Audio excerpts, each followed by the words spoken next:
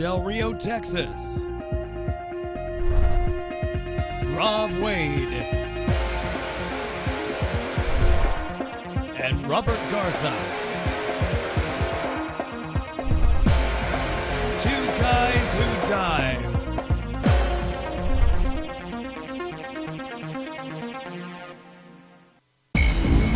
This episode of Two Guys Who Dive, recorded live Saturday, 8 June 2013. Episode 70, Leaky Leaks.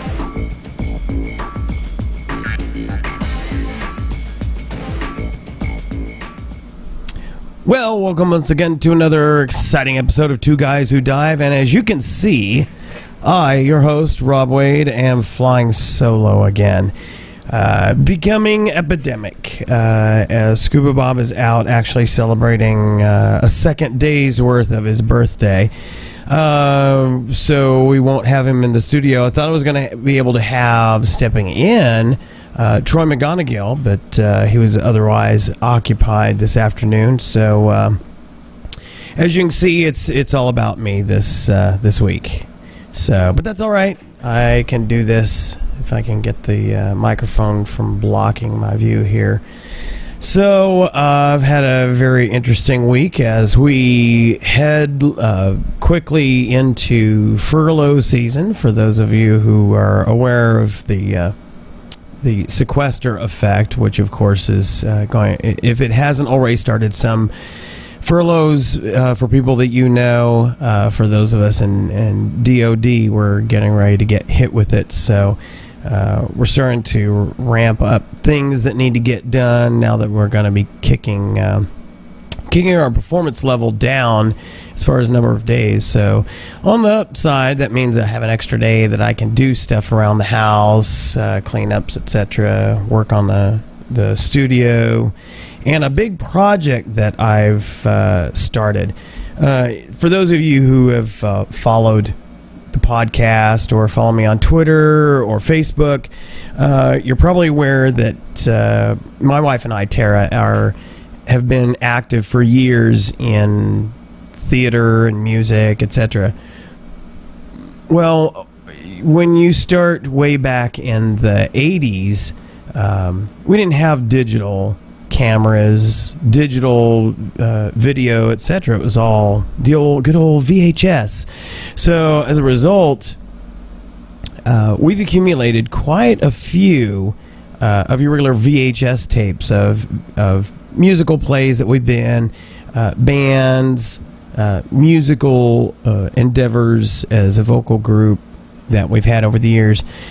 Close to 100, I think, tapes. And so I've started a project to move those from the fragile medium that is videotape to a little bit more robust medium, being DVDs.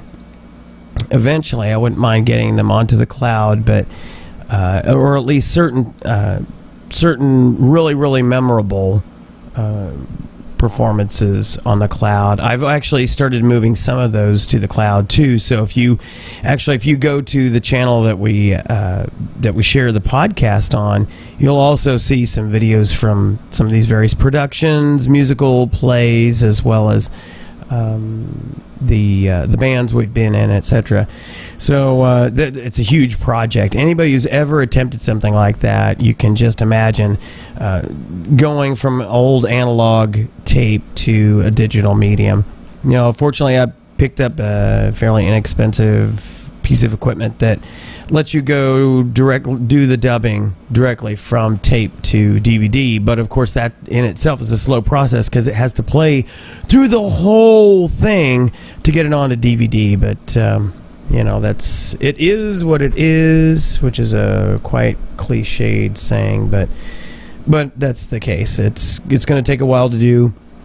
So I figure with these extra days, extra weekend days that we're going to get, that might give me an opportunity to put some more effort on there, because I can just basically start it, let it go, and then end it, and it finalizes, and we're done with it, and then I can toss the videotapes. Now, another upside to that, I'm all about efficiency, and you know, folks who follow the podcast, hear me talk about the Lean Six Sigma stuff, and I look at processes, and you can imagine how much space 100 some odd videotapes takes up. So switching to DVDs means I can put a lot. I can put all of those videotapes or all of that data, all that media, in a lot smaller space, which frees up room, which is always a plus.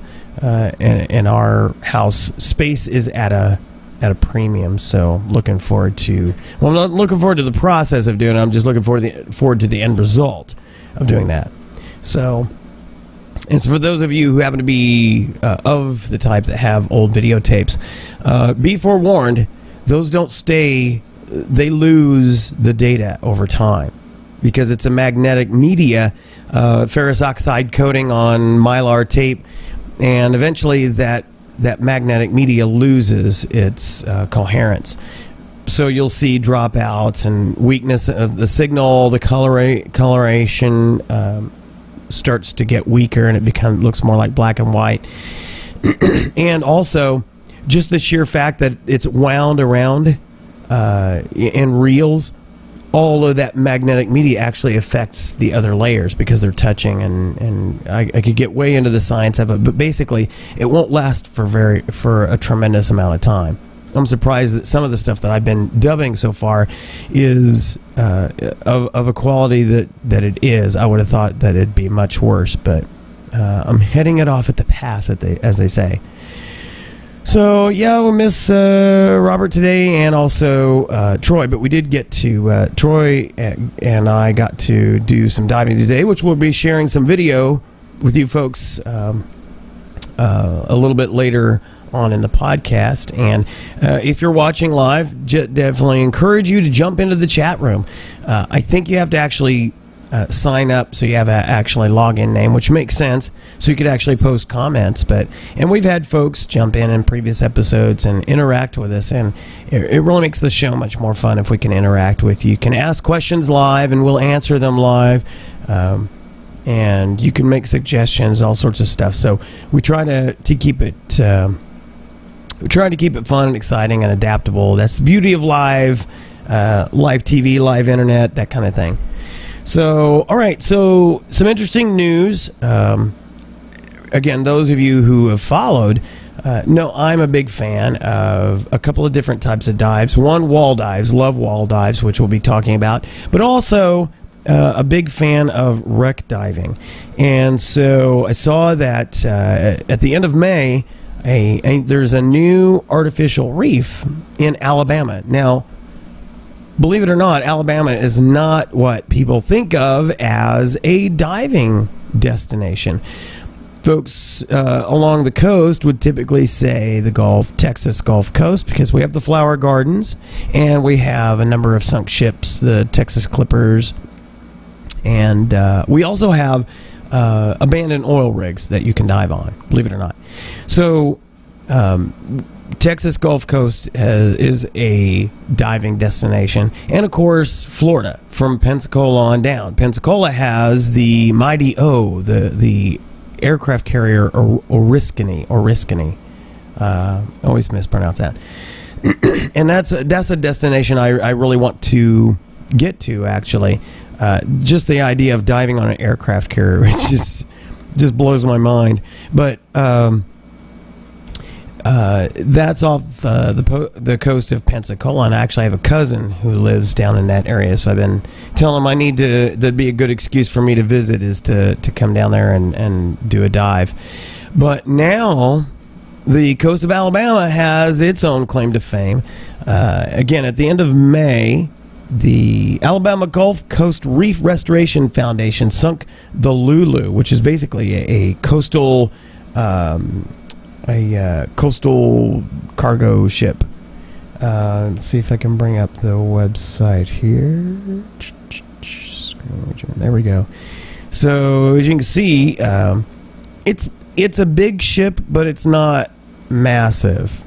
Certainly not a thing on the lines of like the Spiegel Grove or even the Vandenberg.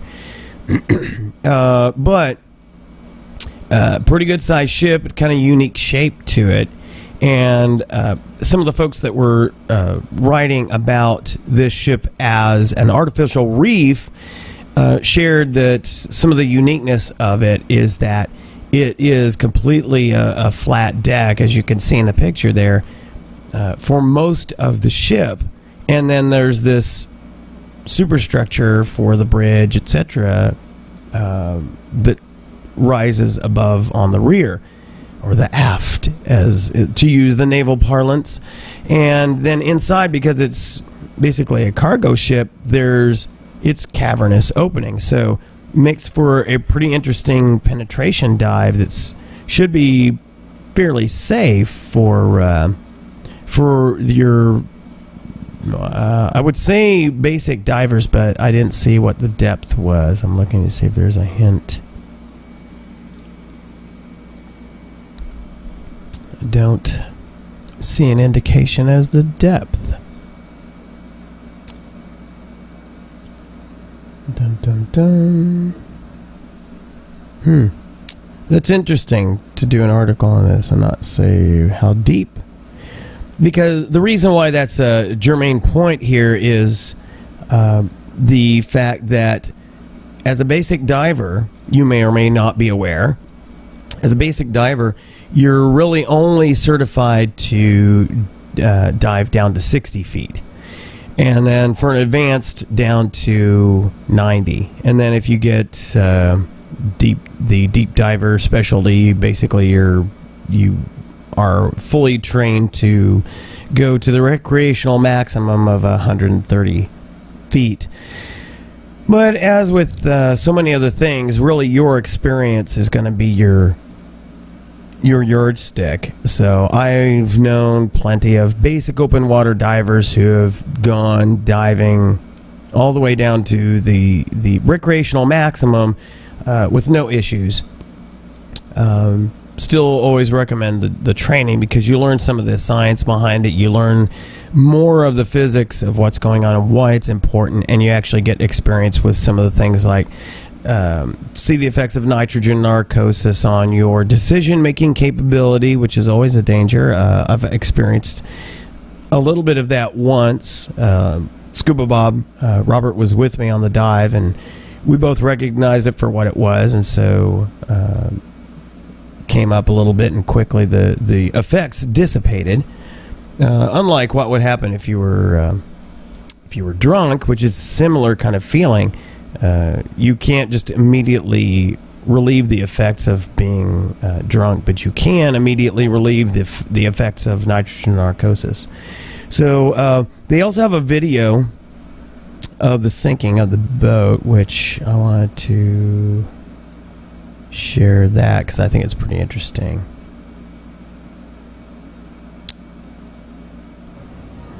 For me, when I saw the size of this ship and found out what they were trying to do to create new jobs down here, a new adventure, new excitement, I latched on to the idea because for me, it's fun, it's new adventure, it's what we do at LuLu's, and it's a continuation of that, you know. I thought, wow, I'm so grateful for the past 10 years for what this community has done for me and the support here at LuLu's that I wanted to give back. I really did. And I think it's a way for us to put something behind us. You know, when this not sure what that meant. There, put something behind us. I'm letting BP go personally. It's over for me. I'm moving forward. We're gonna have the whole. He's referring to the BP oil spill. More jobs down here. So that's what it's about. Let's have some fun again. You know.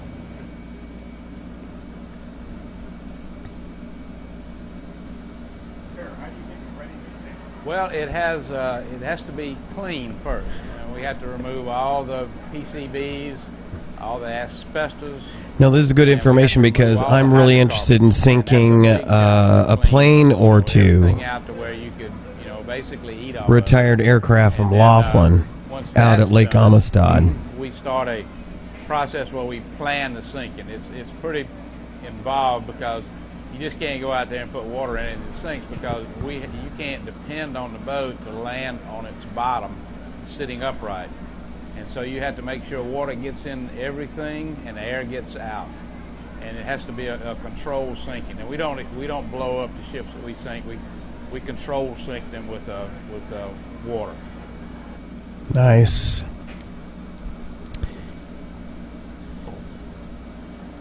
Yeah, with the federal regulations cramping down and limiting our fishing industry, we got to diversify, and diving is one of the ways to do it. And there's a great following with the diving industry. So as I said before, this offers a variety of ways that divers can utilize the ship. And if, again, we can strategically place several more out there, we can create a very unique situation, unlike anywhere else.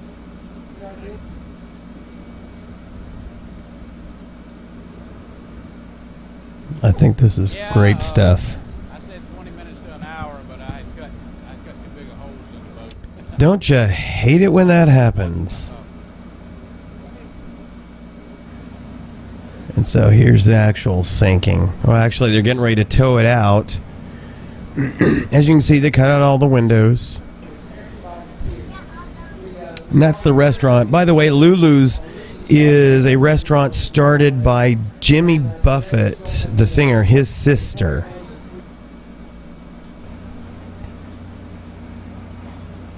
Because it's Lucy Buffett, hence the name LuLu's.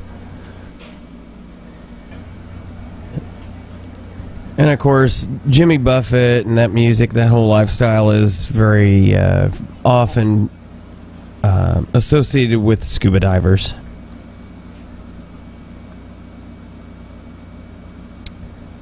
Wow, that looks pretty nasty above the water. Y'all ready to count it down?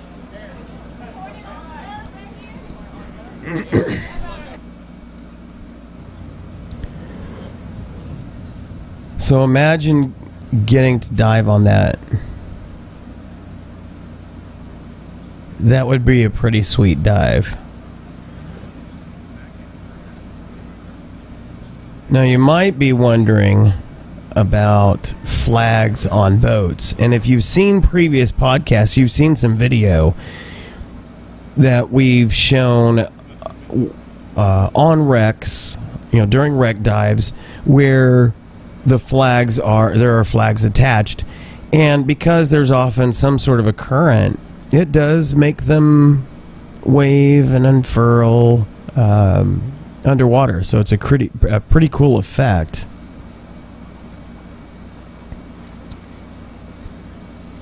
It's just such an interesting shape. Okay, so if you noticed earlier, he was talking about how on this sinking, they didn't do explosive charges. They literally just opened up areas and strategic flooding. You just totally with water, and you'll see a little bit of a shot of how that looks like right there.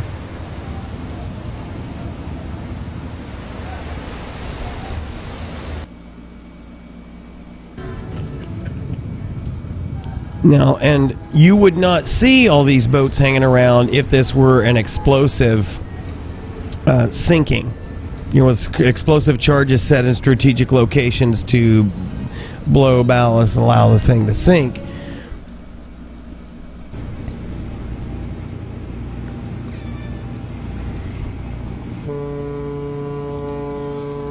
And there it goes.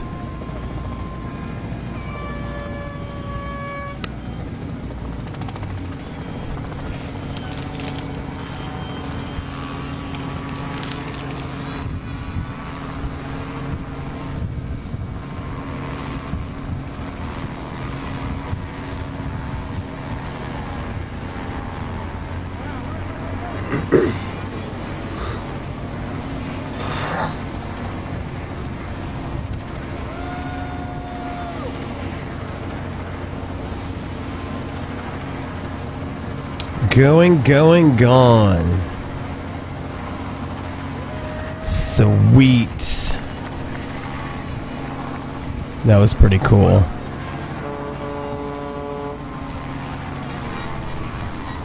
Nice. And so I'm sure for for probably a couple of hours. A lot of bubbles we're seeing coming up from that area. So that's another reason to go into that area. So basically, I think that leaves Mississippi, which doesn't have a lot, which doesn't have very much more coastline than Alabama does, but I think that leaves Mississippi. Well, no, Mississippi, you sort of can dive there, but I've not heard of any really fantastic dive sites there. And same with Louisiana. Haven't heard of anything really diving there. So basically, you now have 3 states that you could do some interesting dives on as far as our Gulf Coast, which that's pretty cool. So that means Louisiana and Mississippi need to get on the ball and get, I guess, some sort of a shipwreck to sink out there to do that. So that'd be pretty cool. So congratulations to you guys out there in Alabama. You now have joined the family of states that have a dive location, and that's definitely something we'll have to try and get out to. So pretty cool stuff. Moving into a little bit of tech news for you, and I'm sure Scuba Bob would probably be pleased to participate in this particular section because I'm not an Apple fan, but I acknowledge the things that they do well. I just don't think that's very much. But everybody's excited about, if you live under a rock, then you probably don't know that starting Monday is the Worldwide Developers Conference in San Francisco, I think it is. And so the expectations are, well, there's lots of rumors flying around, but of course the big things they're pushing, and I guess they've shown banners now at the site, iOS 7, which is of course the operating system for the iPads and for the iPhone. And there's a lot of, and also the next major release of OS 10, which is the desktop notebook operating system that they use. There's also rumors that we might see something about iRadio and also an iWatch. I think everybody's kind of racing to come up with some sort of a wearable electronic device or interface with their phone and their tablets, and really that's kind of a novelty idea. Back in the day you had what they called the Dick Tracy watch, which had your communications and all this kind of cool futuristic stuff. But I've been looking at some of the different prototypes that different companies have been coming up with, and ideas and rumors that have been floating around, and for the life of me, I cannot think of too much of a reason to have something wearable, because the screen size is so exceptionally limited. I look at my Windows phone, which has the live tiles, which I think are an absolute. Let me switch to the other camera here. Which I think is a brilliant idea because, as you can see, it shows you things active. It interfaces with the actual app and actually shows you information so that you can choose to go into the app or not based on what information it's feeding you. If it triggers you to actually get into the app, that's all well and good. But I'm looking at the screen, the size of the tiles alone, to give useful information. I'm trying to imagine something like that on a watch. What could a watch do for me that I wouldn't already have my smartphone of any type on? I suppose with the rumors that iOS 7 is moving to a little bit flatter design, because basically the screen, the sea of icons has gotten pretty tired by most fans' opinion. I thought it was tired a long time ago, but if they are not going to try, if Apple is not going to try to do, in addition to going to a little bit flatter and less skeuomorphic approach to their apps and icons, etc., if they're going to go to flatter displays, they can't go too far into what would look like live tiles without looking like they're blatantly ripping off Microsoft and the Windows Phone and Windows 8. But they could do something like that feeds live tile-like information to a watch, so that you have the same basic idea with their current icons, which is to just give you numbers showing that there's something going on here, but then have it Bluetooth to your watch to give you more details a la the live tiles. But again, how would that feed you information that's of any use at that size? I mean, let's face it, everybody's buying bigger devices. They're buying bigger phones. Everybody. So many people are complaining about, the smaller screens. They're wanting bigger screens. Everybody go, oh, I can't see. And so now you've got, as common as anything, you've got these 5-inch or bigger screens, which I think we start getting to, that's overdoing it. Ceases to become convenient at that point, in my opinion. You might as well switch to a tablet at that point. So I look at what you could do with some sort of a digital watch, or remote watch, if you will, and I kind of relegate that to almost the same category as the Google Glass.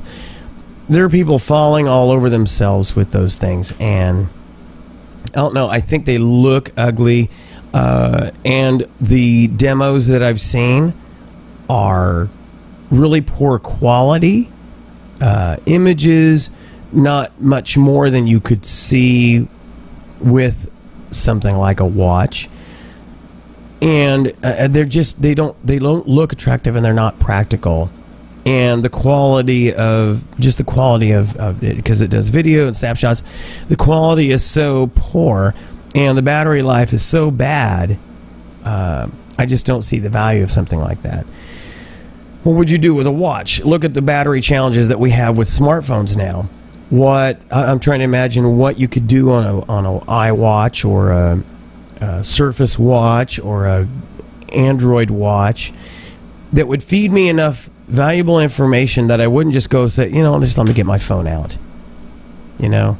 So I'm failing to see the value in it yet. But if they do announce something, obviously at the WWDC, it'll be interesting to see how they sell it, how they convince people it's valuable. So I say all that to say my mind is open, but I think I'm pretty forward thinking when it comes to technology, and I'm trying to imagine a really useful meme for that, but I haven't yet. So speaking of the flatter iOS 7, there was somebody who apparently found a leaked picture of an alpha version, or just an early development of iOS 7, to give you an idea where it seems like it's going. So this is supposedly an early build of what it was going to look like. So if you look at the iTunes, the App Store, and some of the other icons, they definitely have a flatter appearance to them. But what you don't see is, of course, obviously, since this is a clandestine picture, what you don't see is the end result. You don't see what these will actually do for you. So they're flatter. Okay, so it looks different.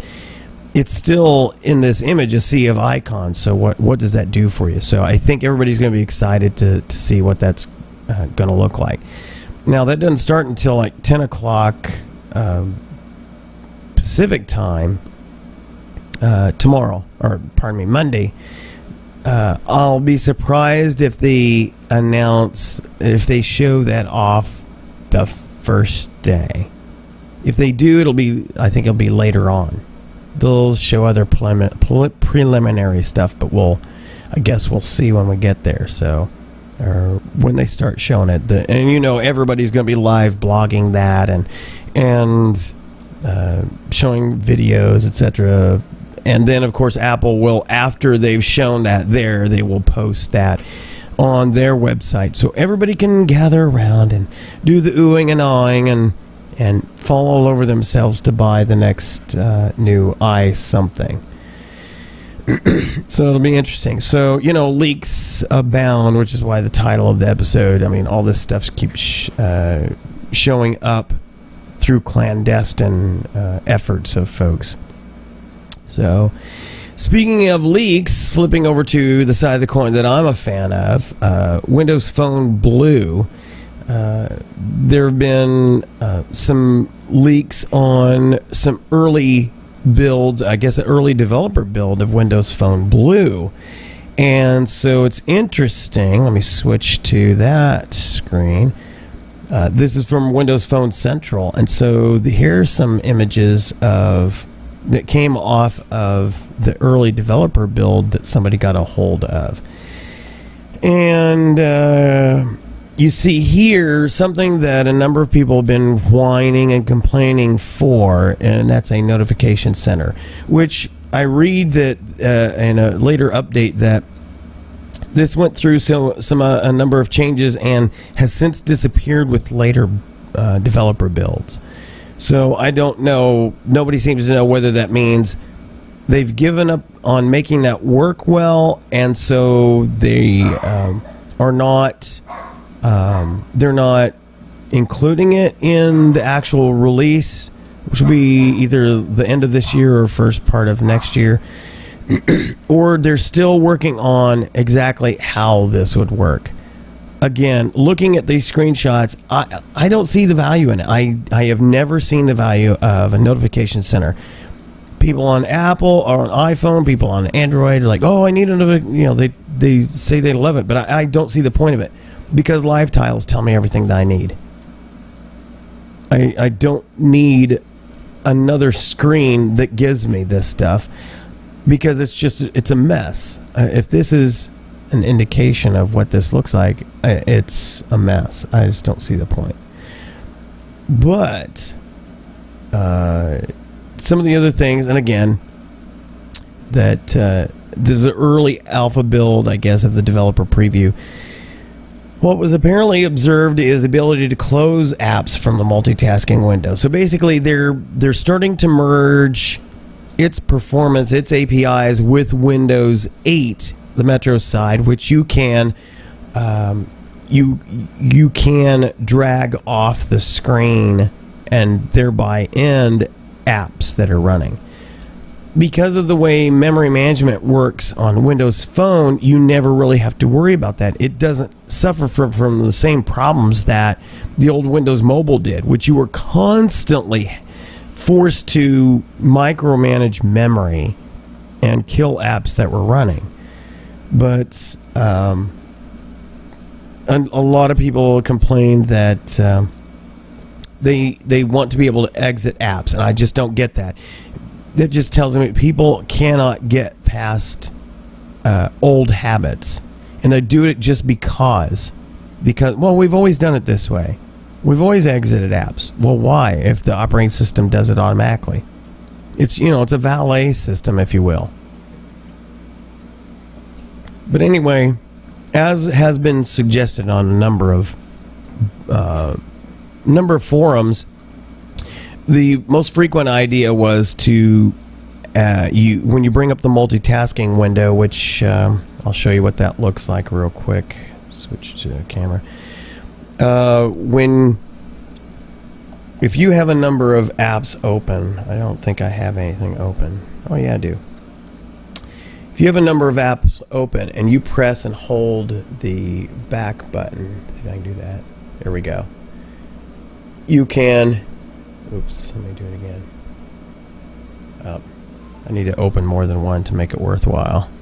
So open that, and let me open up weather. Alright. So if I press and, oops. So if I press and hold, I can go through and then select something to bring it forward. So I guess the idea with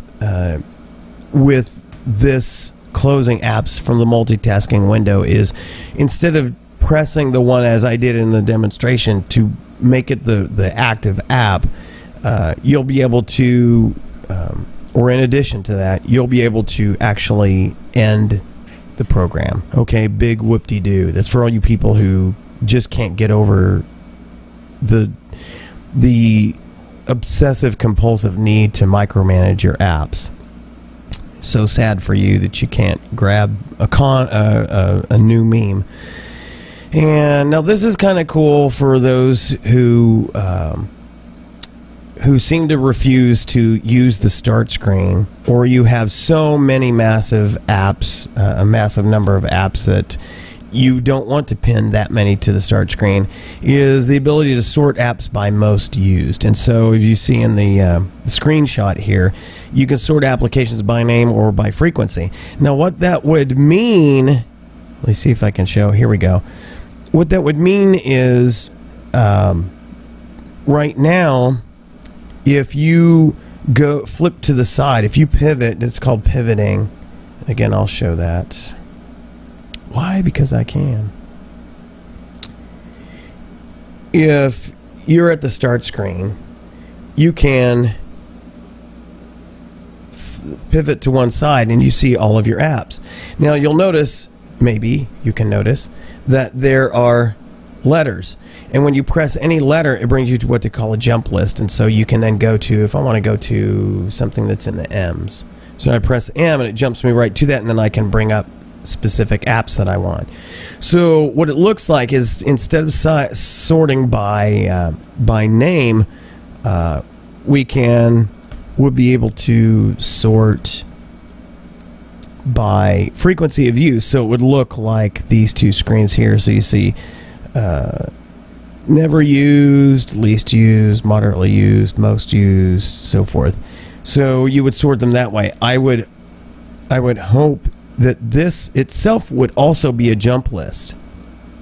In other words, if you choose, I would hope, if this is what's going to be implemented, and again, this is an alpha, if you choose, instead of by name, which your jump list would be all letters of the alphabet or numbers, and you choose by frequency, that your jump list would then change to where you press like moderately used, and it would then just show you the different frequency options. Because if you have as many apps as I do, just going between moderately, least, never, etc.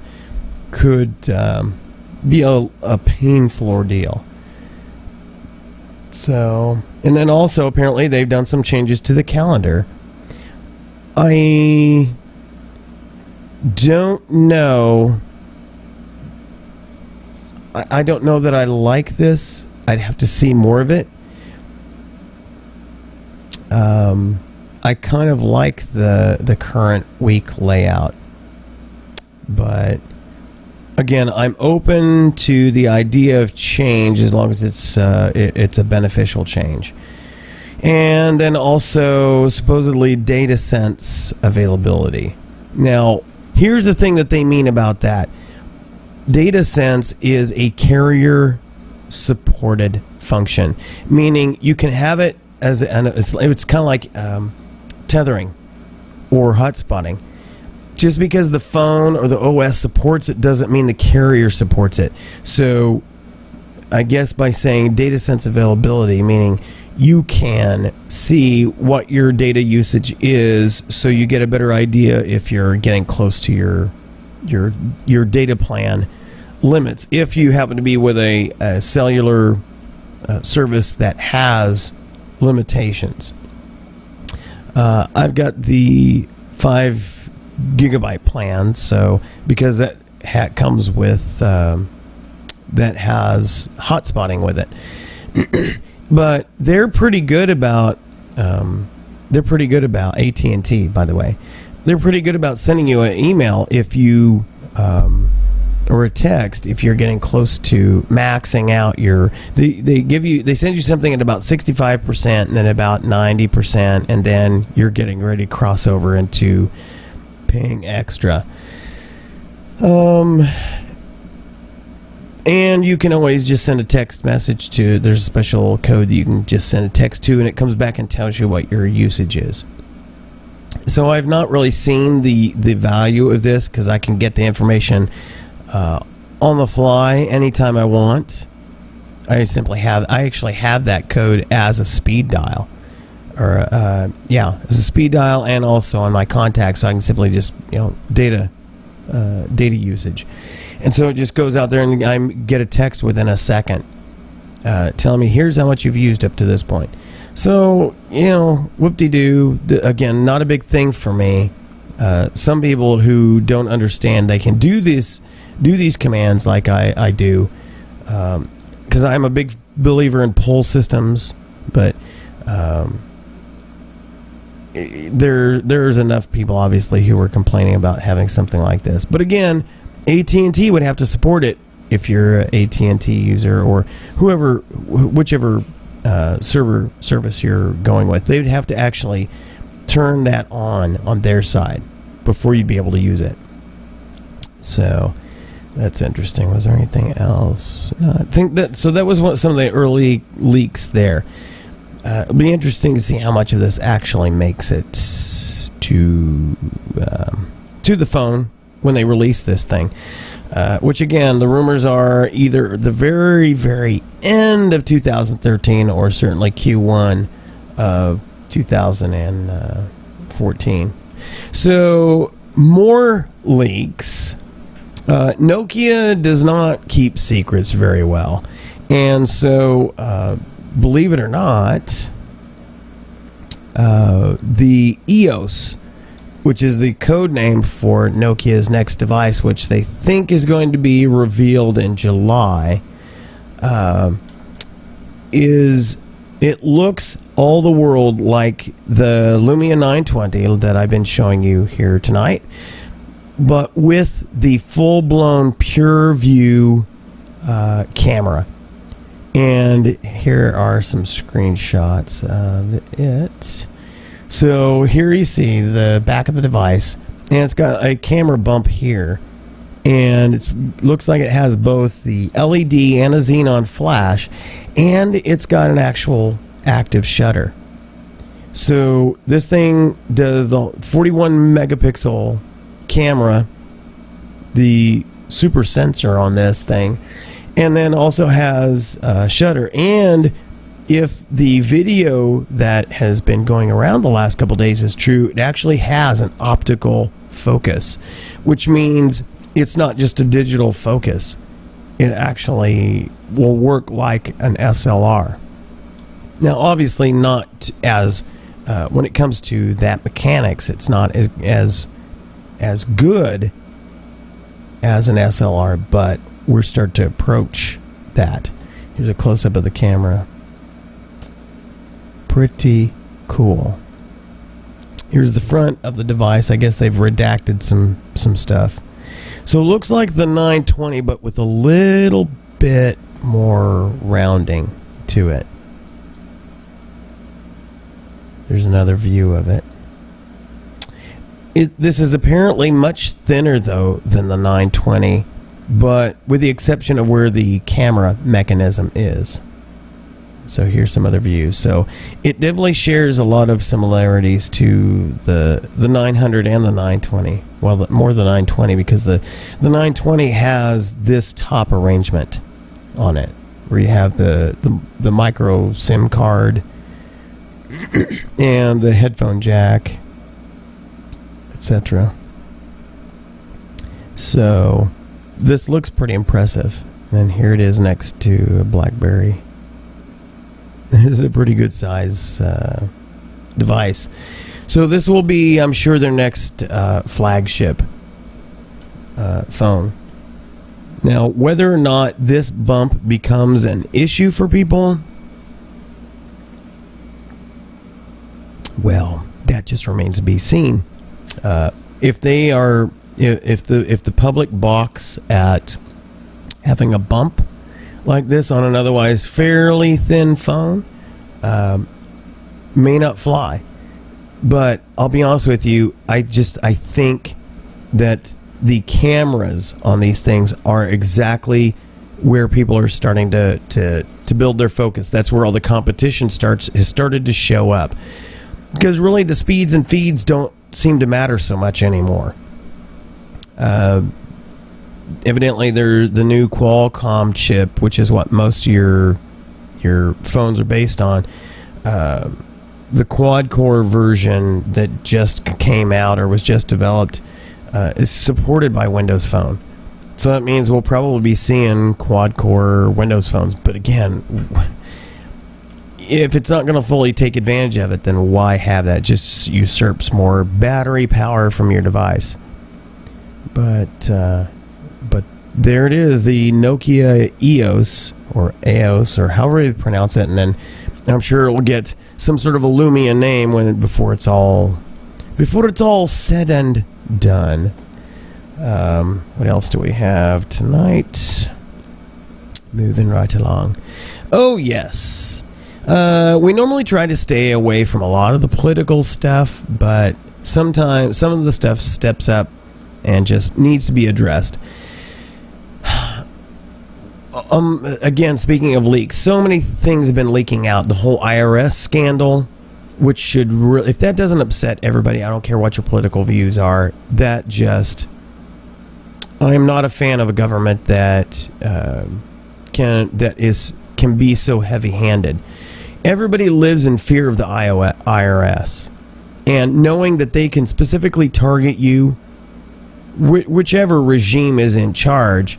Right now, it's the Tea Party folks and the pro-Israel folks that have received the unwarranted attention of the IRS, but it could just as well be the other way around. The shoe could be on the other foot, and the problem is, that the thing that strikes fear in people is that they hear they're getting an audit or that the IRS is paying attention to them.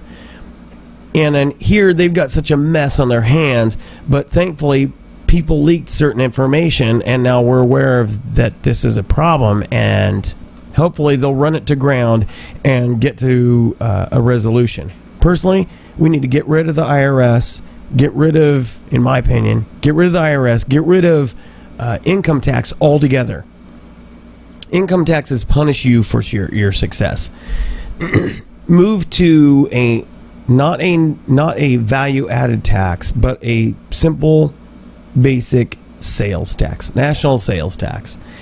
That way, the beauty of a national sales tax, make it always at the end product. So only the person selling the finished thing taxes it, or collects the taxes. Then that means that everybody, including all the people who acquire their income under the table, they will be paying taxes, because if they want to buy anything, that's where they get them. So in order for the government to get revenue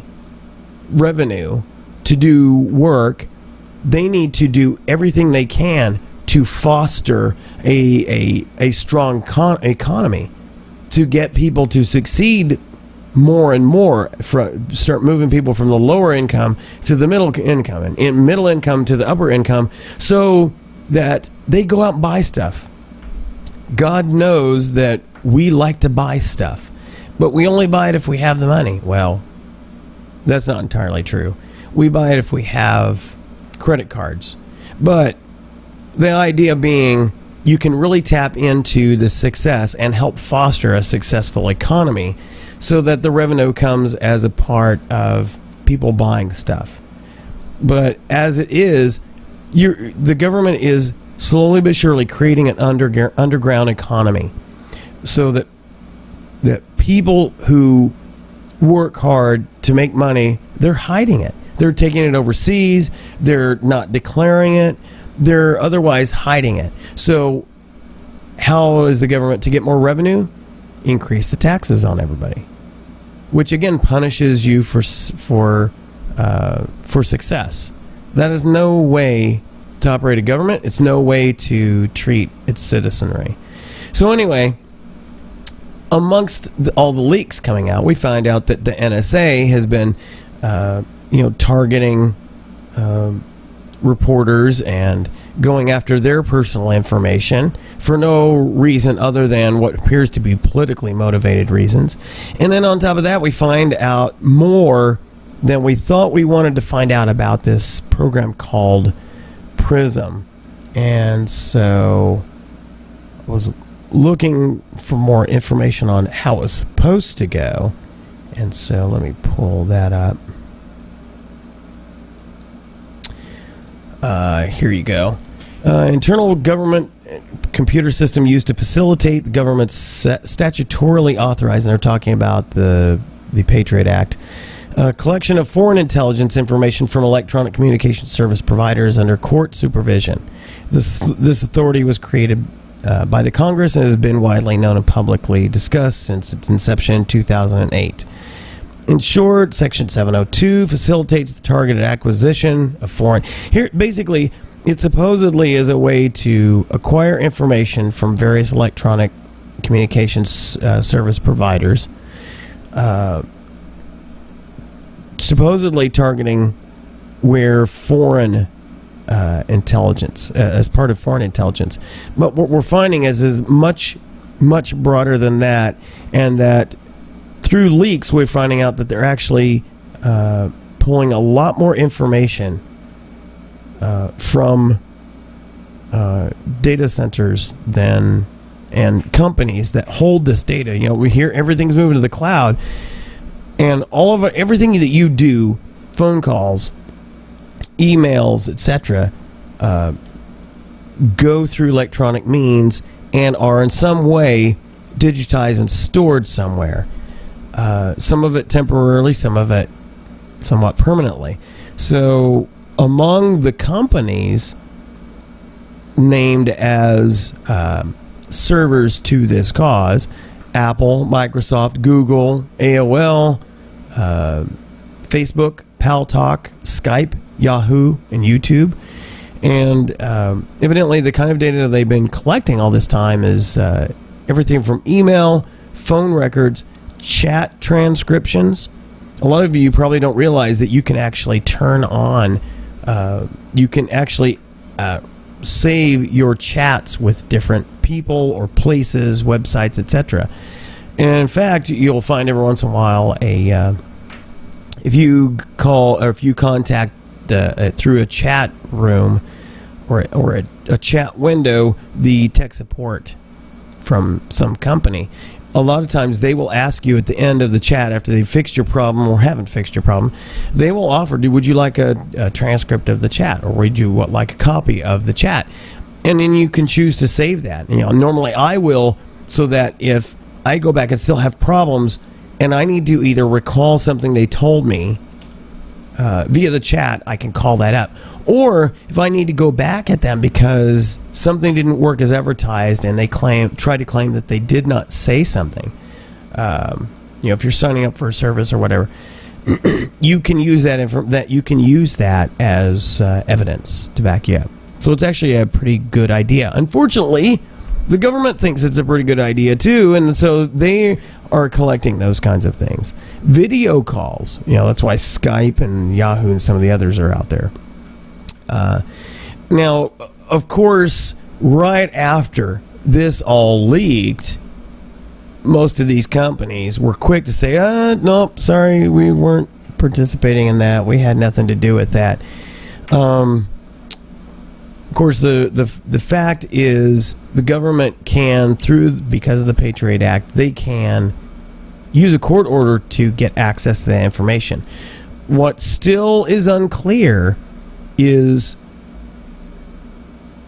how does this mechanism work, and how long are they holding on? How long are they connected to get this? Are they constantly doing it? Is it they start it and then it's ended when they feel like they're done, or what? I live a very transparent life. I put it all out there. I'm not anonymous. But that doesn't mean I want the government to maintain all this information on me to use against me. And that is the big fear here. This should scare you. This should concern every American citizen here. I don't want to be in a situation where I want to guard every piece of communication that I ever have because I don't want the government to use it. It should be a matter of course that the government is not allowed to use it unless I am committing a crime. And that was the whole thing behind the Patriot Act. The idea was to give the government more of an integrated way to pull information together when they suspect something's going on. What this all smells of, and I'm not the only person who's said this, what this smells of is a dragnet. To help you illustrate what that looks like, Bexar County in San Antonio, Texas, has frequently tried to do on big weekends where they know a lot of drinking is going to go on, like Labor Day, Memorial Day, etc. They have tried to set up what amounts essentially equates to as a dragnet stop points where everybody that goes through, they check them. So basically, they're assuming you're guilty of something as soon as you go through there. And so that's considered by most to be an invasion of privacy and a violation of their constitutional rights.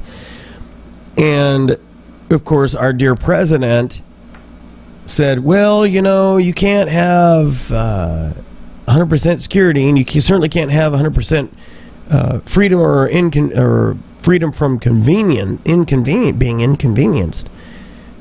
Even though he said, as a senator, that one should not be at the expense of the other. So it just shows you the hypocrisy of his approach. But the thing is, I don't believe the government has a right to just go out there and just throw a big net and just see what they catch. You need to have reasonable. You need to have a reasonable cause to do the search and seizure. I mean, that's why we have in our Constitution, you have a right not to be subject of unreasonable search or seizure. And of course, there are a number of things that drove that particular right, but it is still perfect for today. And for the government to go use electronic means because they have the power, way more power than the federal government was ever supposed to have, that they can just go out there and just start sifting through the data and say, oh, you know what? We don't like what you said. We don't like that you don't like our president. We don't like that you support this cause or are against that cause. And that's exactly what drove the IRS to go out there. So imagine this scenario. The government has this ability to just screen data from all sources. And they set trigger words, which they do already. They use trigger words for emails, things like that, to tip them off to things. But they see a trigger word or a combination of trigger words or a combination of people that you have on your friends list that you frequently exchange emails with, you frequently chat with, you frequently make phone calls to or receive from. And so then they go sick the IRS on you, because it's not, the IRS is not it's not a police body. It's not a legislative body. It's not an executive body.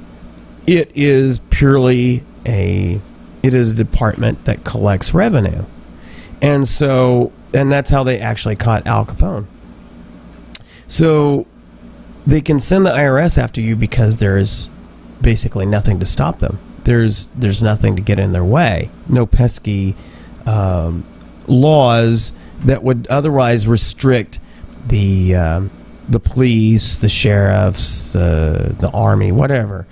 Those mechanisms don't come into play when it comes to the IRS, which is why everybody's afraid of them.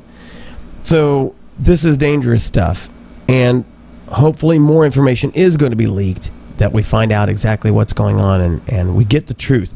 Now, it's been said that the reason why the government can say on one hand, yes, we pull data all the time, almost constantly, from Microsoft, Apple, AOL, Google, so forth.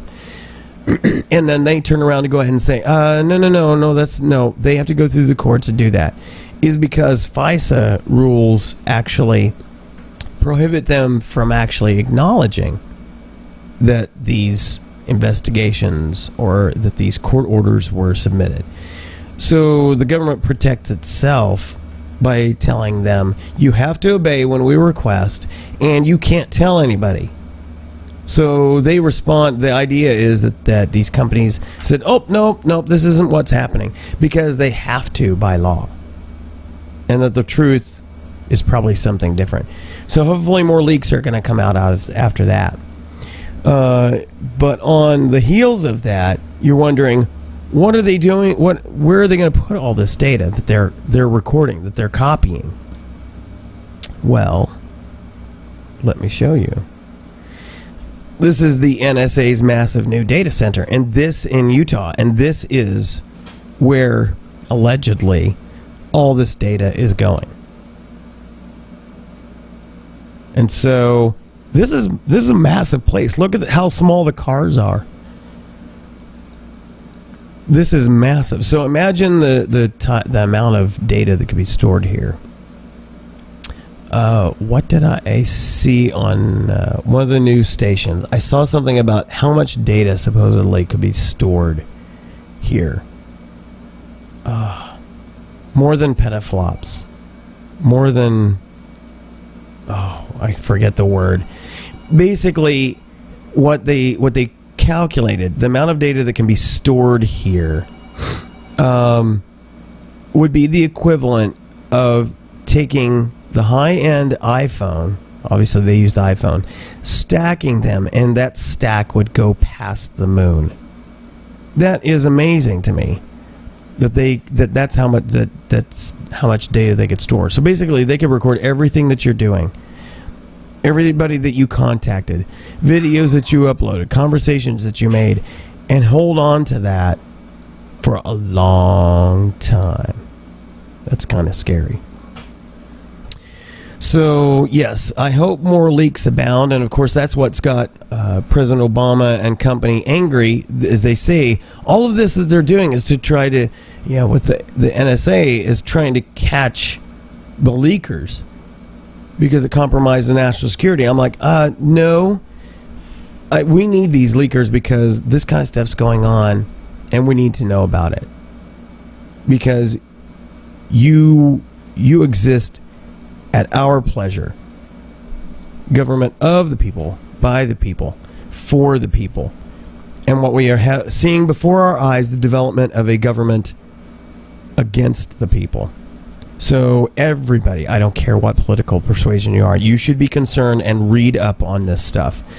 So start doing your searches, whether you use Bing or Google or Yahoo or whatever your search engine of choice is. Start looking up NSA, look up IRS,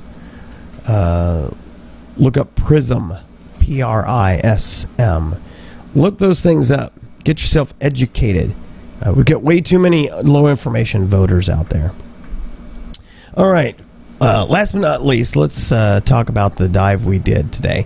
Now, if you watched last week's podcast, you saw that we showed some video from our first ever dive out at Spur 454 at Lake Amistad. And it was a good dive as it was, and the visibility wasn't great, but it fired us up to actually go check out this dive at depth, in depth, to use a pun. And we went back. So we went back out to the location, and the plan was we were trying to invite as many people as we could. So I had myself, we had Scuba Bob, and then we also had Troy McGonigal, who were both here last week. And then we also had some others that had to bow out because they couldn't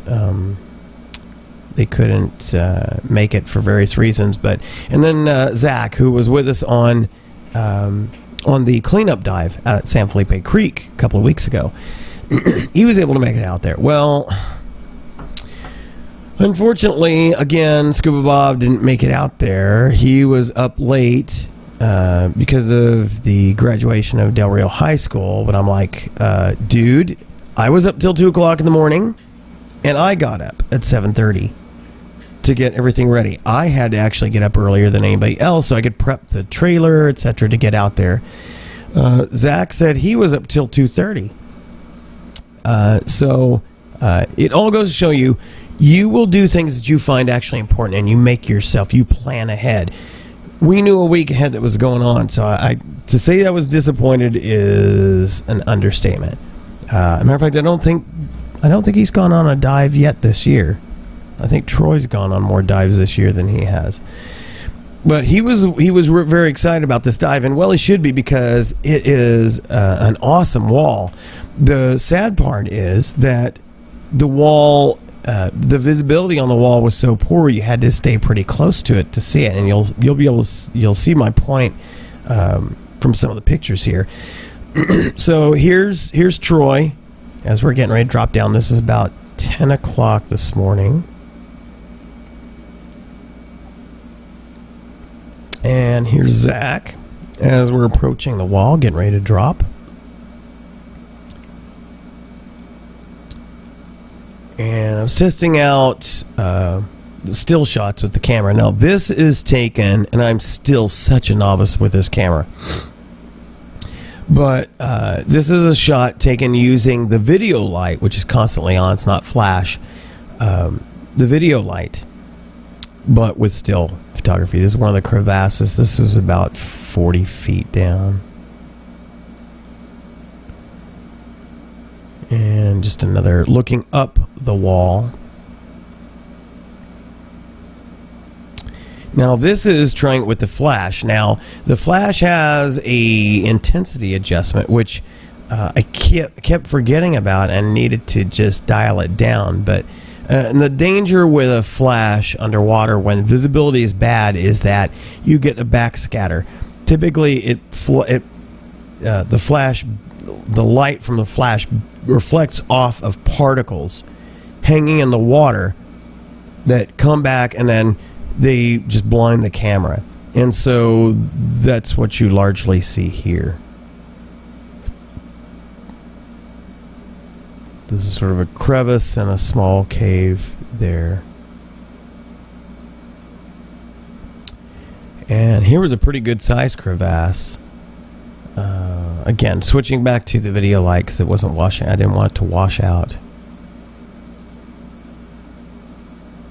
And then this one was way deep in there, and I didn't have... The video light doesn't throw far enough to really get into it. So, and then now I also have some videos of it. So let me start this one off. Make sure I'm doing the right one here. Dun, dun, dun. Ouch, bring the volume down. There's Zach.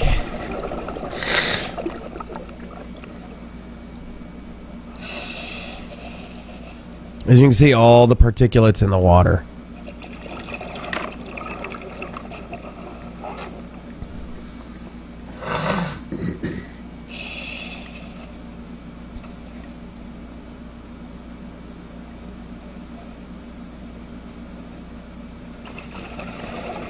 I think Troy's light didn't have nearly enough, didn't have new batteries in it, so it was pretty dim. You can hear a boat on the surface.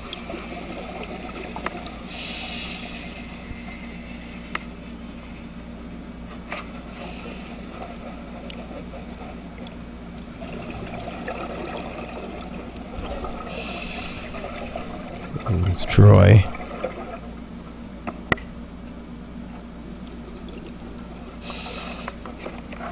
I love the detail in this camera because it does the 1080.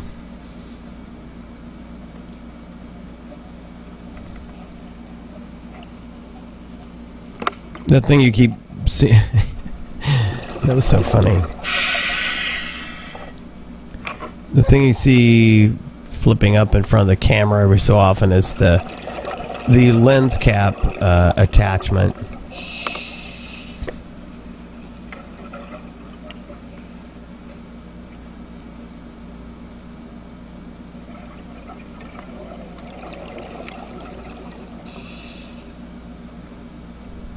Let's skip forward here a little bit.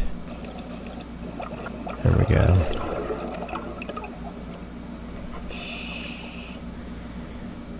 I just get excited diving on walls because there's so many potential things to see, and I love hanging off of something that is, for all intents and purposes, bottomless. Unfortunately, that would unnerve a number of divers, especially beginning divers, because the idea that there's nothing below them gives you an irrational sense of free fall.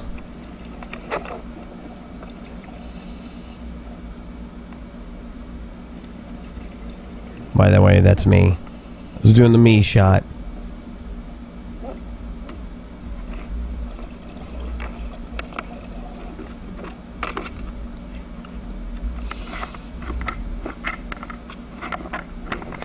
As I look down, I'm always looking for something that looks like an opening. And because the visibility's not good, as you can see, it can be misleading. It may just be a little crack, or it may be an overhang. And what was amazing about this wall is a lot of it is overhang that almost makes you feel like you're in a cave. Because as you are cruising along and then you go under an overhang, you better have a light, because there is no light that's going to get down to you, because right above you is nothing but rock.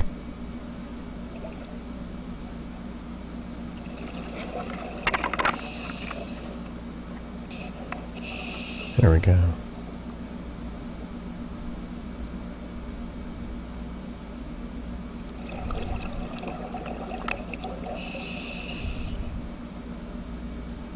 Sound travels faster in water, and what's amazing to me is that the sound of the bubbles is so loud. I've got the volume turned way down.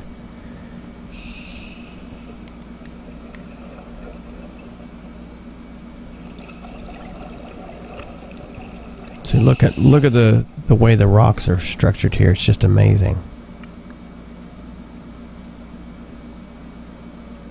Fast forward to some more here.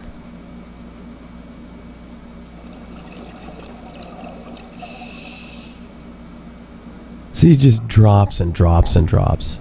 If you've seen the movie The Abyss, you know what this is all about.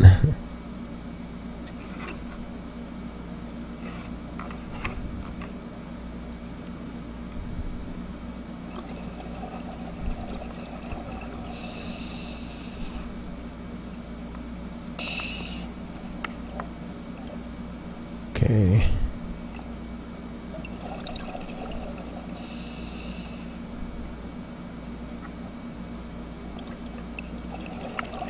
And we're starting to work our way back up. As you can see, it's lightening up, and we're out from underneath one of the major overhangs.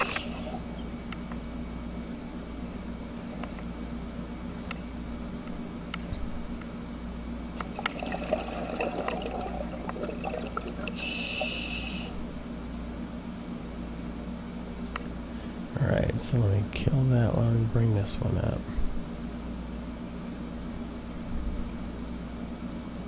Bring the volume down on it. There we go. was trying to get the camera in because I thought I saw some movement in that little area, but I couldn't because the armature, the arms that are on this thing, this camera, couldn't get in there.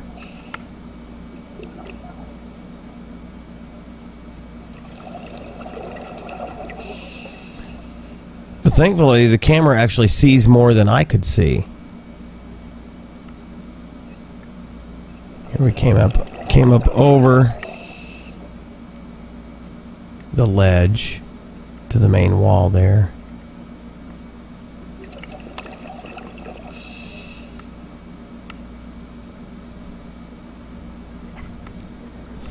I'm not sure exactly. Some sort of a lure that I found there.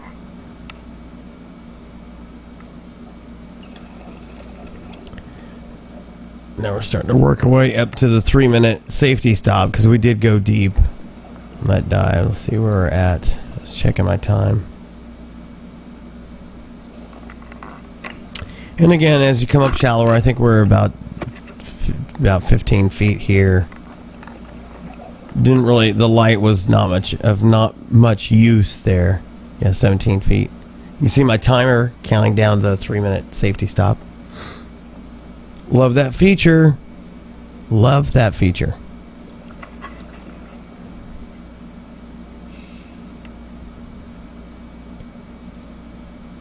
And then as the timer ran out, we started to work our way up to the surface, so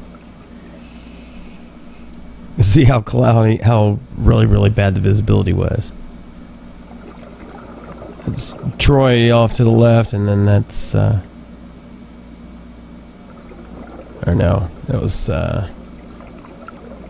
Zach off to the left and Troy just ahead, just above. And as we approach the surface,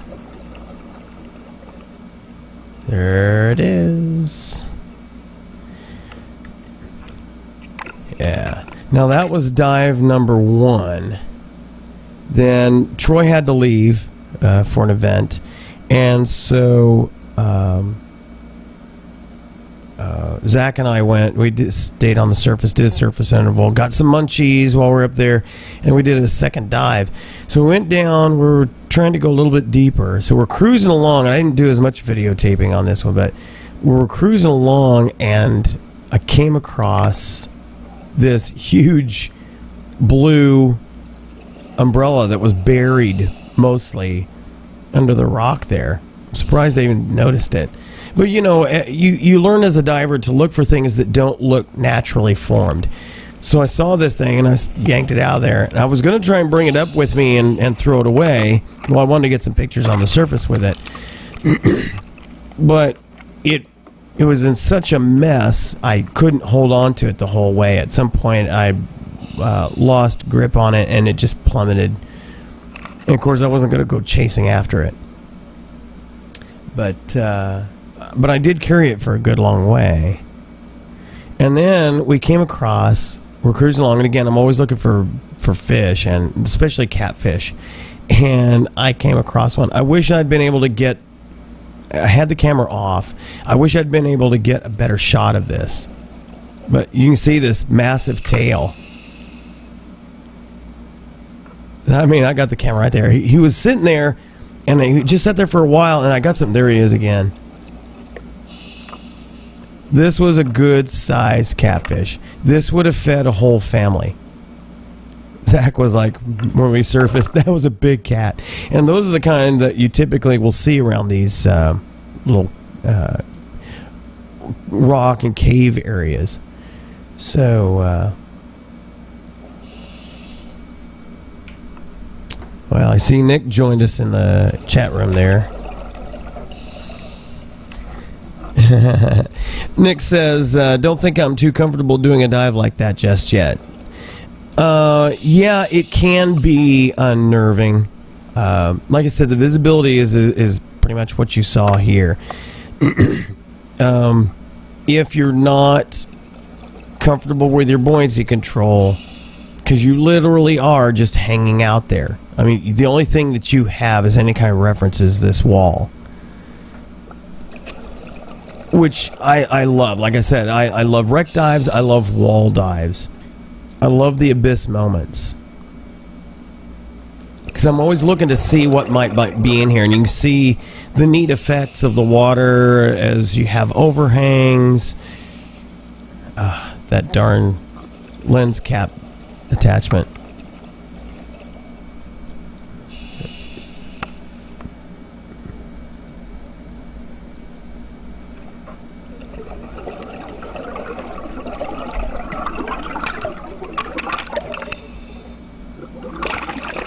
I was trying to get of course it gets really loud. I was trying to get an effect with the bubbles going up.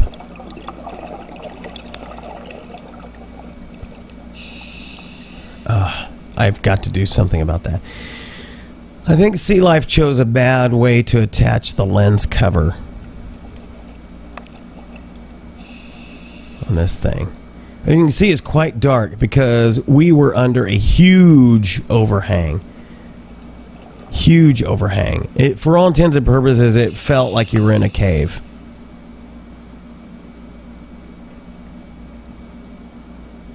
We're at 45 feet there. On this dive, we actually got to a max of 70 feet.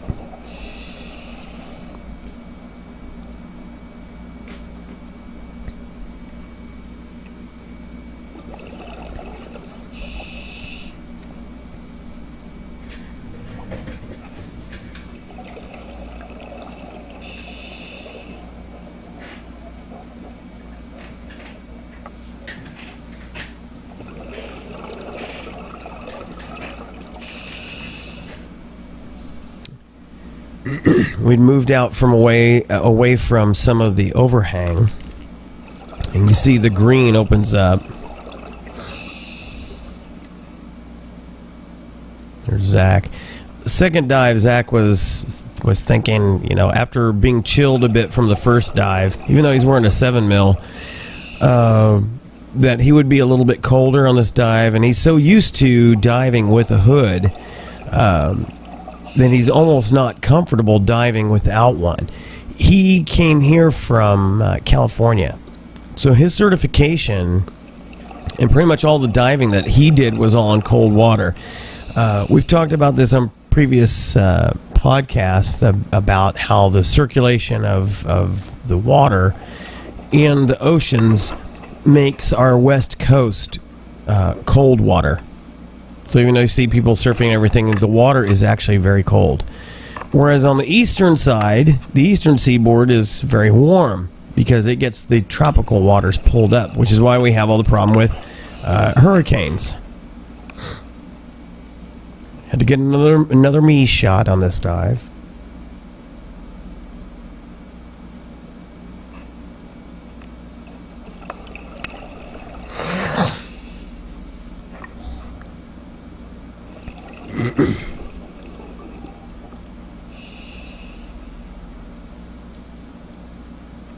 Another overhang.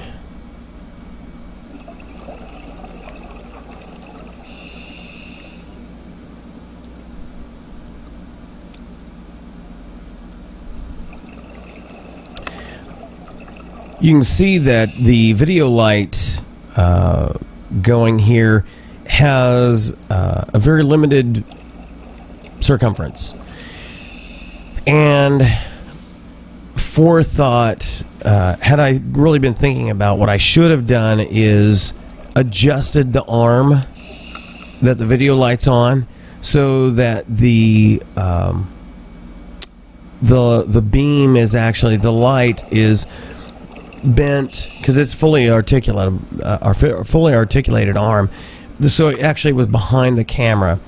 As it was on this dive and the previous dive, it was actually thrust forward a little bit, so it creates more of a ring as far as what the camera can see. So I needed to back it up so I broaden the beam a little bit.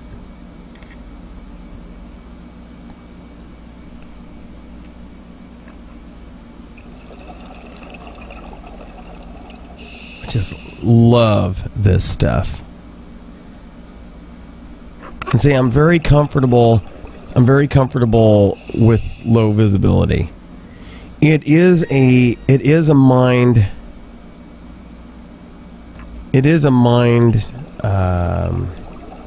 adjustment. You have to really understand what's going on around you so that you don't freak out. So that you don't freak out over not being able to see very far.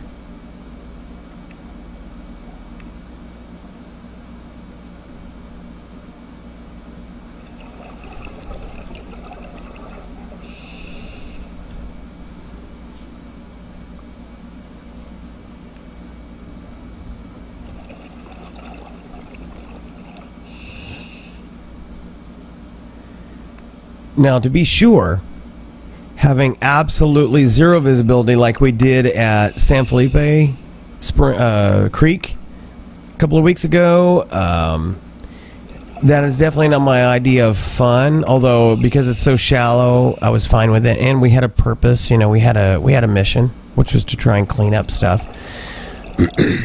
Doing something like that here would be much less fun. But for me, there was enough visibility that I really enjoyed the dive. So basically, if I can get at least 4 feet of visibility, I'm cool with it. If it's something like this. There's Zach. He's probably I put a new filter in the compressor, so he was probably, I forgot to ask him about it, but he was probably kind of washing his mouth out a little bit so he could get the cotton mouth out. Because when you put a new filter in, that air that gets compressed into the tanks is extremely dry, and so we're down for almost an hour in both of these dives, so you really get rough at breathing this dry air.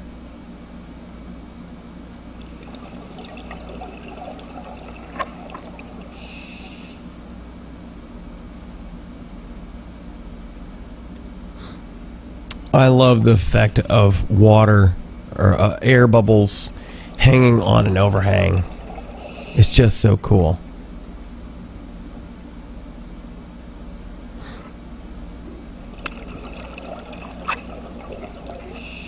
You see how dark it is? I mean, literally, it's just rock straight above me. And you have to be careful of that, because it places you in a situation you have to pay attention to what is going on with your gear and what your escape route is. When you are diving in a cave or a shipwreck, you're in an overhead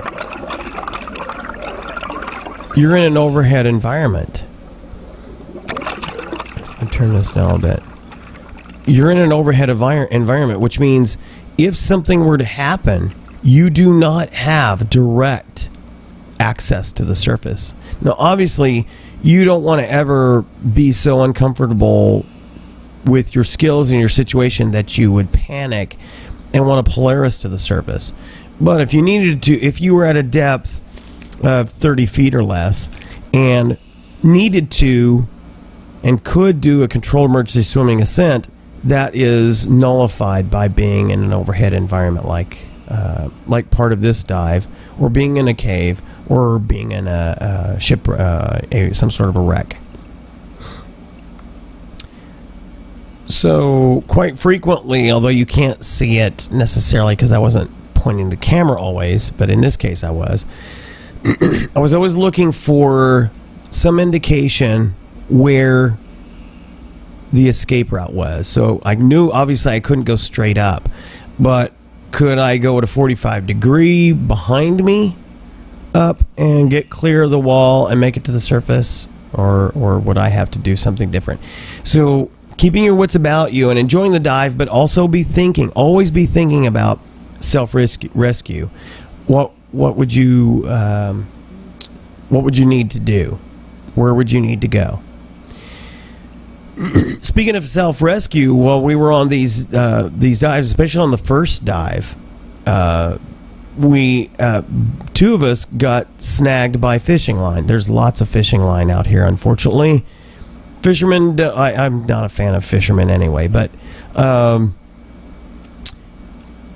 early on in the first dive, I got fishing line wrapped around my fin. So here I am carrying my dive light and the camera.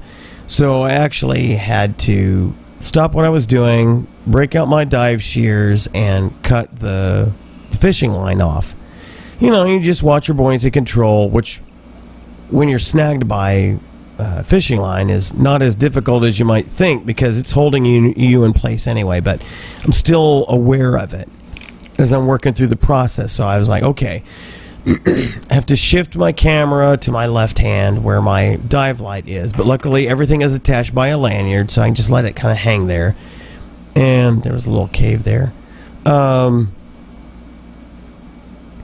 then with my right hand, which is now free, remove my dive shears from the pocket, my BC pocket, and cut loose the line, then put the dive shears back in the sheath, back in the pocket, shift my camera back to the right hand, and then continue the dive. That took me about 5 minutes because of the shifting around, but it's not. There's a fishing line right there, as a matter of fact. Then coming back, you know, we followed along the wall to the east and found, and then once we reached Bingo Air, we turned around and came back. As we're coming back, Troy actually got some sort of a line or string. It looked pretty thick, but it might have been just growth. Wrapped around his fin, and well, he said he didn't even realize it was there, and so I'm looking up at this because I'm always watching the rest of the divers. I'm always kind of in dive master mode, or escort mode. So I saw that, and I indicated to Zach to go up and cut him loose. First, I don't think he understood what I was saying, but I kept pointing that clearly Troy had a line on him. And eventually that would get taut and, you know, tight and stop his forward motion. So then Zach finally understood what I was saying, what I was indicating with hand signals, and they went up there kind of free, and, you know, we were fine. See, there's a good overhang right there.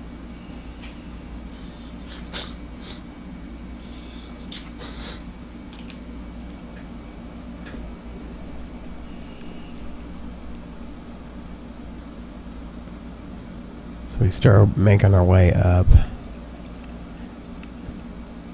I think this was like a knife ledge I was trying to get a shot of. Could be wrong. And as you see, it's getting lighter. We're coming up shallower.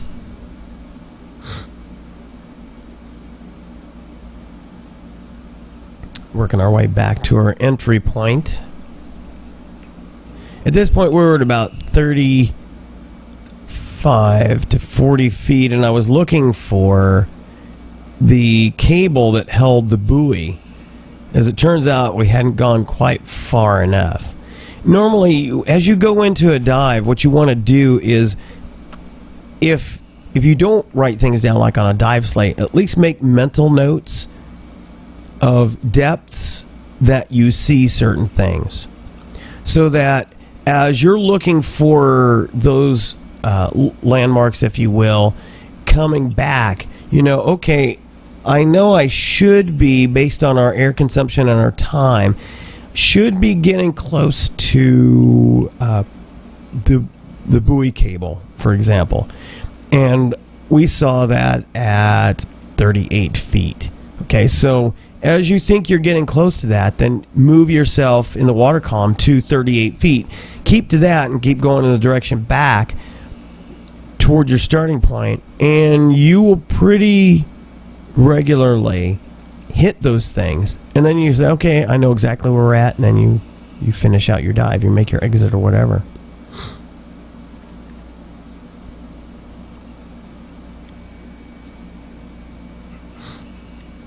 So quite frequently on a dive, I'm looking at my depths and the time.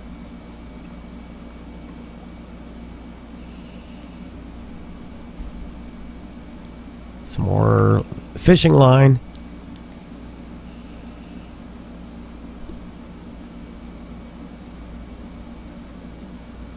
Yeah, see, as it gets lighter, the dive light becomes less effective.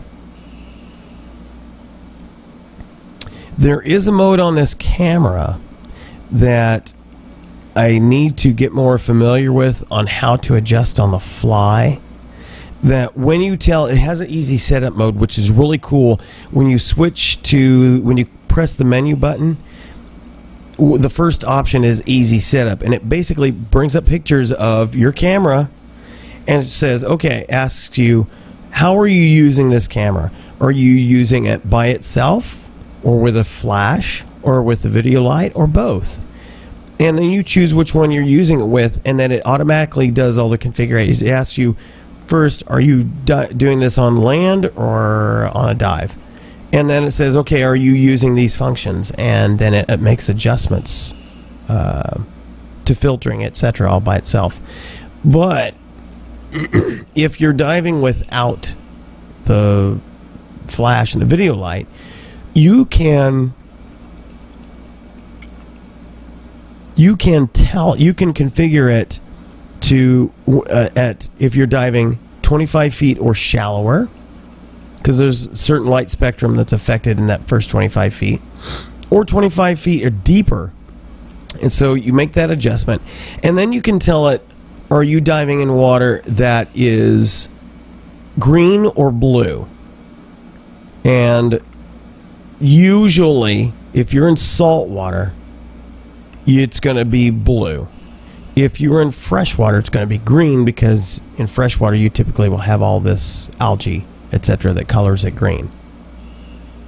And so what it will do is it will apply filters digitally while you're taking pictures and filming that compensate for that color, which is pretty cool.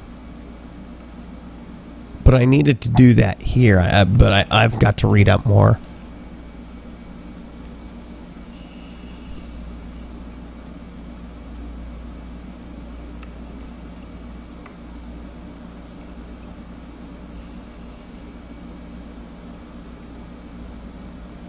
And here we are. I think we're about to hang at our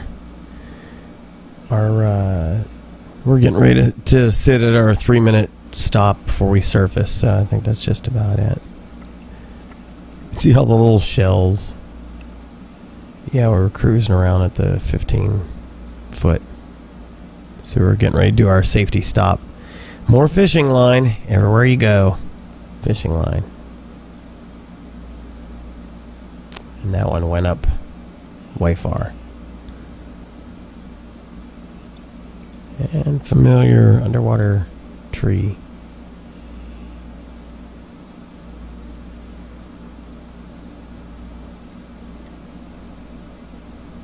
All right.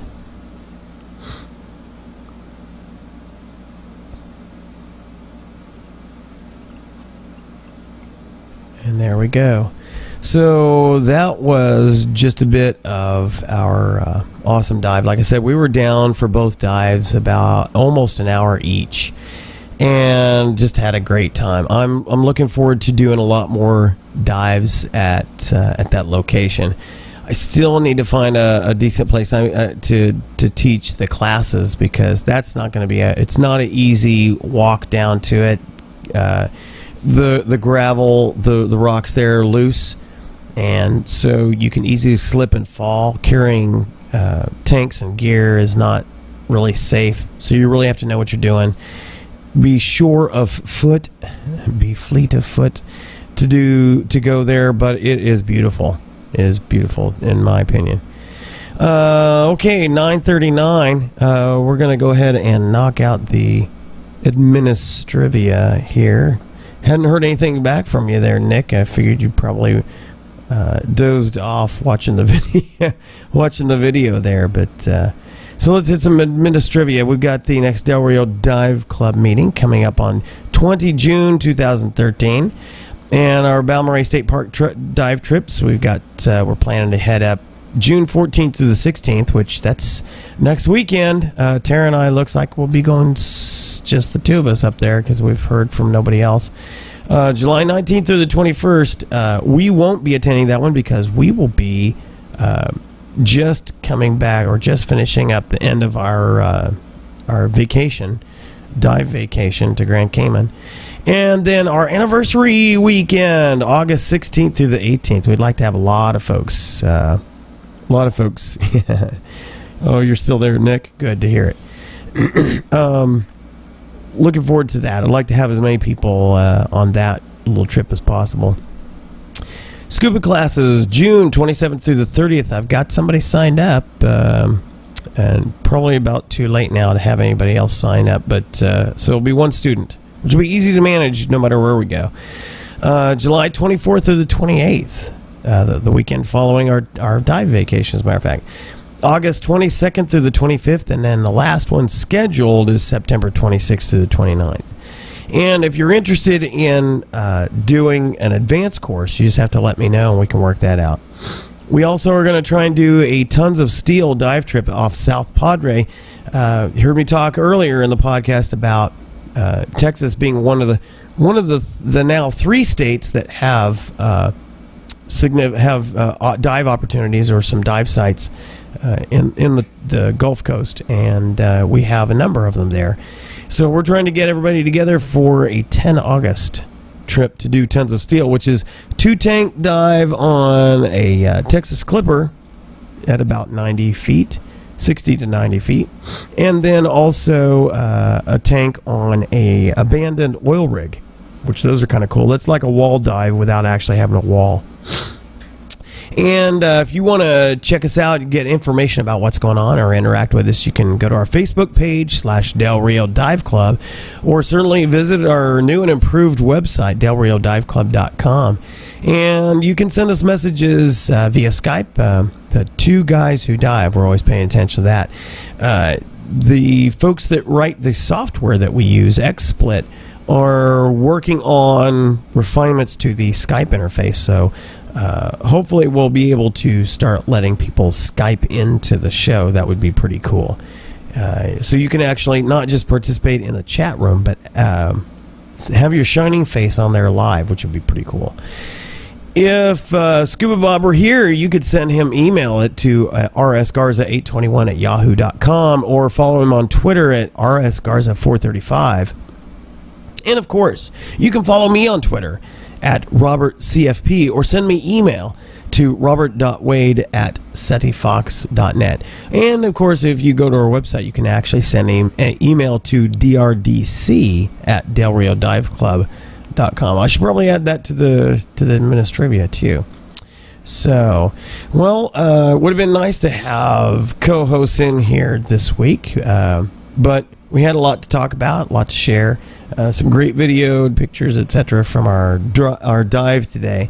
Would have liked to have had more people out there. It was a lot of fun. It was a beautiful day to do it. It wasn't too terribly hot. It was overcast most of it, so it was pretty comfortable. But we always like to hear from folks. Like to see what's Nick saying here. You should print out a picture of his head, paste it on his mic. Oh, that's a good idea. I should have I could have a ventriloquist doll. That would be cool. I know. I need to get Ahmed the Dead Terrorist to put on the chair. That would be awesome. I love that character. So anyway, yeah, good idea. So we love to interact with you. Love to have you jump into the chat room and share your ideas, questions, thoughts, etc. with us. Certainly subscribe to our YouTube. To the YouTube channel, so you can get notified when we do upload these. But I do post it on Twitter, and also on LinkedIn, and also on Facebook, because I can do that all at the same time from my Windows phone. Ha ha ha. So we hopefully will have a full team on deck for next weekend, but we'll see. So that pretty much finishes us out this week. Appreciate Nick jumping in, even if it was at the last second. And you can participate every week, and we'd love to hear from you. So we will see you next week, one way or another, for another exciting episode of Two Guys Who Dive. See ya.